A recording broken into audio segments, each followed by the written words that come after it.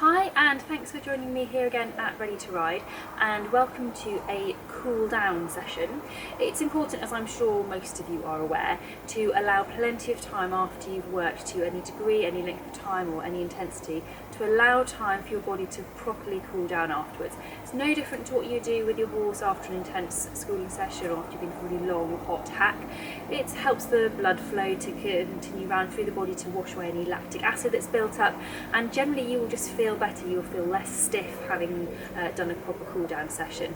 Sometimes you may also find that having worked quite hard, your muscles will be a little bit more stretchy afterwards, so doing some stretches can be quite a nice way to make the most of that increased elasticity in your tissues.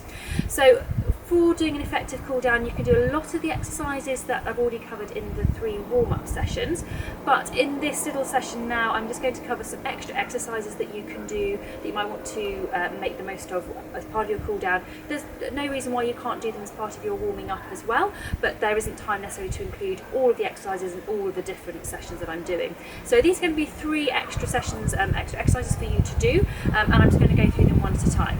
So the first one is called the upper back stretch. It's one of my favourites because it really gets in around the back of your shoulder blades, and just because I'm including them in a cool down session doesn't mean to say you have to restrict these exercises in these sessions. You can do these exercises at any time that you feel that they might be necessary, might be beneficial. So you can do them before you get on the horse, when you get off the horse, if you're sat at the desk, if you've been sat in your calf hours, they can still be beneficial exercises to do. So this first one, the upper back stretch, you hold your hands together in front of you, turn them over, and then push forwards and away, and you really want to feel that you stretch around the back of your shoulders as you do that. And then take your hands up, reaching up to the ceiling, and you really stretch down through your sides as you do that, and then bring your hands back down again.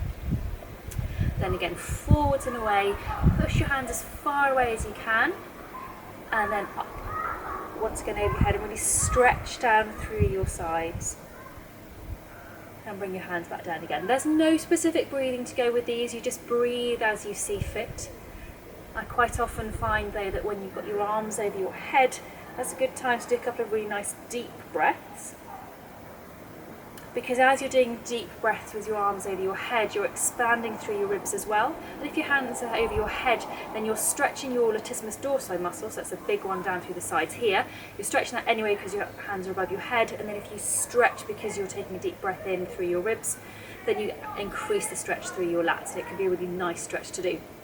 So the next one we're going to do is called some upper body reaches. For this one you want to make sure that your knees are nice and soft, because if you're elastic from the waist down, then you'll increase the stretch that you get. So you bring one arm up and over to the side for a breath in, and then breathe out as you bring that arm back down, and then you swap and do the same thing the other side. So you breathe in for the stretch, and then breathe out as you bring the arm back down. You can do this with both arms over your head as well, still keep the knees soft, and you just breathe in to stretch up, and then breathe out as you straighten up again, and then you breathe in as you stretch up, and breathe out as you relax the arms back down again. So you can do those one at a time, or you can do them both together, always keeping the knees nice and soft. And one final stretch to do is called a chest stretch. So you bring your hands up over your head and open them out into a bit of a V shape. And this is one of the few exercises in this position where I'm going to say let go of the ropes that run between your ribs and pelvis, allow them to go soft, and then you take your arms behind you. So you stretch down, it's not just through your chest, it's a little bit down through your tummy as well, and then bring your hands back up to that V pointing out above your head.